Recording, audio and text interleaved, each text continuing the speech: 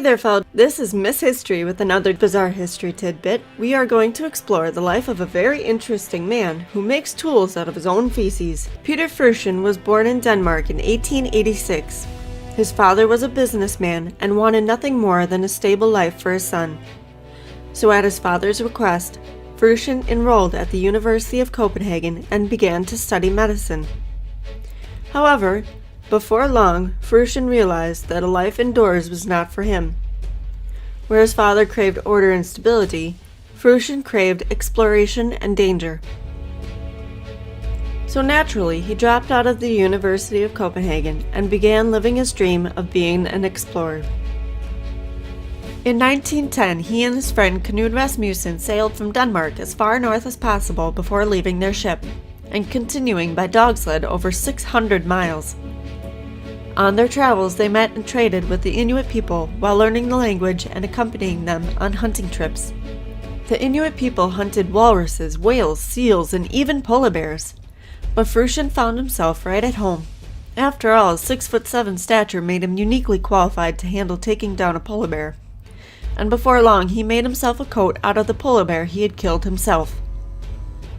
During this time, he led several expeditions of the rest of Greenland. His most famous, the first Thule Expedition, tested Robert Parry's claim that a channel divided Parryland and Greenland. Freuchen proved Parry incorrect with a dangerous and historical 620-mile dog sled trip across inland ice. Freuchen continued exploring, facing many near-death experiences. In one particular instance, our heroic explorer found himself trapped under a layer of solid ice, and saved his own life by chiseling his way out with a piece of his own frozen feces, shaped like a shiv. Hey, whatever works, right? After he retired from exploring, he took up work in the film industry as a consultant and writer for Arctic-related scripts. In 1933, he co-starred in MGM's Oscar-winning Eskimo, playing the ship captain. I mean, what else would he play? A butler? As if it couldn't get any better, Freuchen volunteered to work alongside the Danish resistance during World War II, after his homeland was conquered and occupied by Nazi Germany. He was eventually captured and sentenced to death, but of course he managed to escape a German prison camp by climbing over a barbed wire fence and fleeing to Sweden.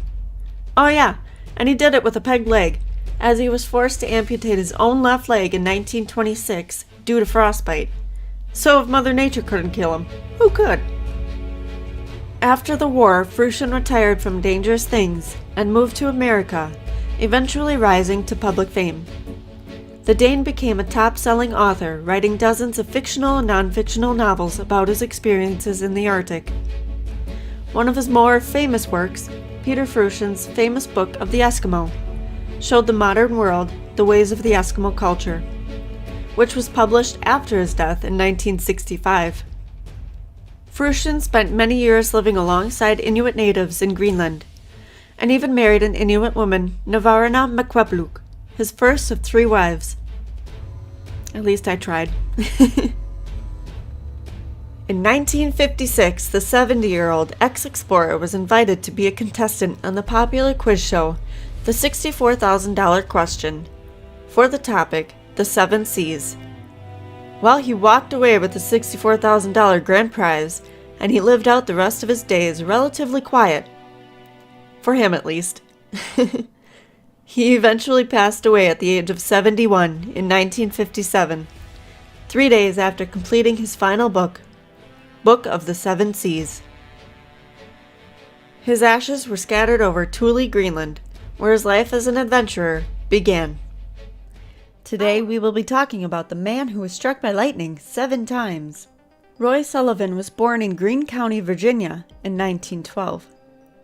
He was the 4th of 11 children, grew up in the Blue Ridge Mountains, and was accustomed to the outdoors. Education wasn't a priority in his childhood, and he never graduated from high school, but he put his knowledge of the outdoors to good use. He joined the Civilian Conservation Corps and worked to build Shenandoah National Park, where he was a park ranger from 1936 until his retirement. Although it can be a physically demanding job, Sullivan had a more physically taxing career than most.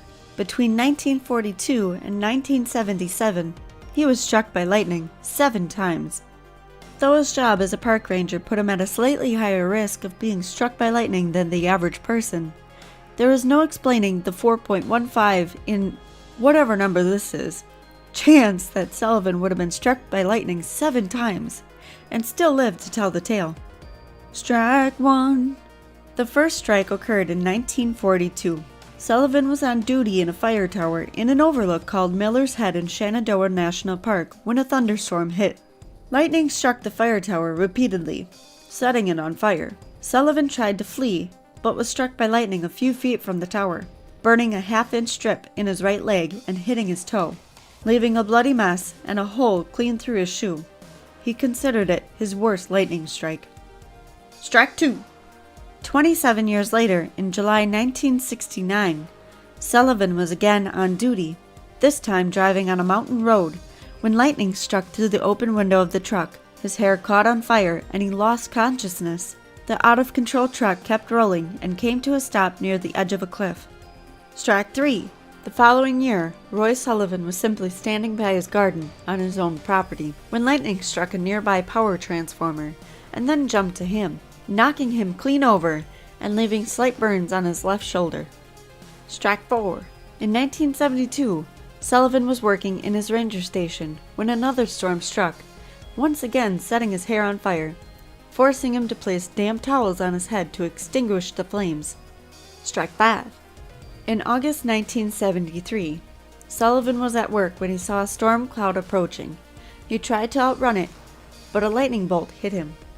This incident led him to believe that there might have been something about him that attracted lightning, saying, "I have never been a fearful man, but whenever I hear it thunder now, I feel a little shaky." Strike 6. It's not like Roy Sullivan's belief was unfounded, since he was struck twice more. On June 5, 1976, Sullivan again tried to outrun a storm cloud that seemed to be following him, striking him again and injuring his ankle. His final lightning strike occurred June 25, 1977, when he was fishing on a pond. The lightning struck him, once again setting his hair on fire and burning his chest and stomach. As if that weren't enough, after he was hit, a bear came up to him and tried to steal the trout from off his line, prompting Sullivan, already in pain, to strike at the bear with a stick and drive it away. Roy Sullivan is either the luckiest or unluckiest man, depending how you look at it. Despite being struck by lightning 7 times, he still lived to be 72. He died from a self-inflicted gunshot wound on September 28, 1983, as a result of depression caused by a love affair. He remains in the Guinness Book of World Records as the person struck by lightning the most times. Ooh, that was shocking. That wraps it up for today. I'm Miss History signing off. So